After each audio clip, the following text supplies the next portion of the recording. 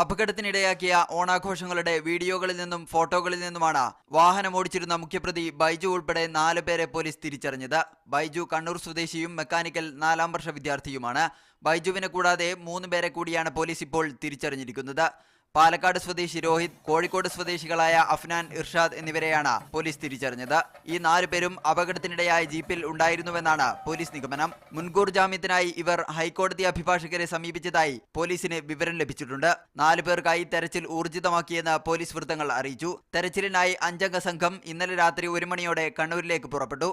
പാലക്കാട്, കോഴിക്കോട് എന്നിവിടങ്ങളിൽ പോയി സംഘം തെരച്ചിൽ നടത്തും. കോളേജിന്റെ മെൻസ് ഹോസ്റ്റലിൽ ഇന്നലെ പോലീസ് റെയ്ഡ് നടത്തിയിരുന്നു. അതിനിടെ ഓണാഘോഷത്തിന് ഉപയോഗിച്ചിരുന്ന 2ാമത്തെ ജീപ്പും പോലീസ് കസ്റ്റഡിയിലെടുത്തു. എറണാകുളം സ്വദേശി സച്ചിന്റെ ഉടമസ്ഥതയിലുള്ള ഈ ജീപ്പ് കാര്യവട്ടം ക്യാമ്പസിന് പുറകിൽ ഉപേക്ഷിക്കപ്പെട്ട നിലയിലാണ് കണ്ടെത്തിയത്. CPM നേതാവ് MM മണിയുടെ റോഡ് ഷോക്ക് ഈ ജീപ്പ് ഉപയോഗിച്ചതിന്റെ ചിത്രം പുറത്തു വന്നിരുന്നു. എന്നാൽ സംഭവം നടന്ന് 3 ദിവസമായിട്ടും ആരെയും അറസ്റ്റ് ചെയ്യാൻ പോലീസിന് ഇതുവരെയും സാധിച്ചിട്ടില്ലെന്ന ആക്ഷേപം ശക്തമാവുകയാണ്.